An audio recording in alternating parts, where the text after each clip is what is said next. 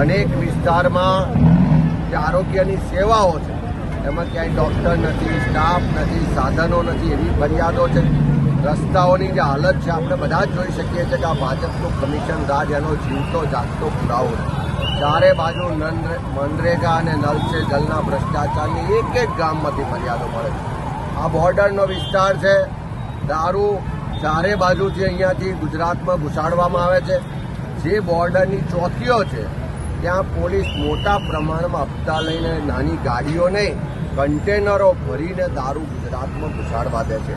એનો સ્પષ્ટ મતલબ છે કે હપ્તાખોર સરકારને કારણે આખા ગુજરાતનું યુવાધન નશાના રવાડે ચડીને જિંદગી બરબાદ થઈ રહી છે. ત્યારે એવા સંજોગોમાં ઉકાઈ ડેમના જે વિસ્થાપિતોના પણ રજૂઆતો મળી છે. ગામે ગામ નાના જે ભ્રષ્ટાચારના મુદ્દાઓ છે, જે ભાજપના મળતિયાઓ અને ભાજપના નેતાઓ છે એની મિલીભગતથી ભ્રષ્ટાચાર થાય છે એના પણ પુરાવા મળ્યા છે.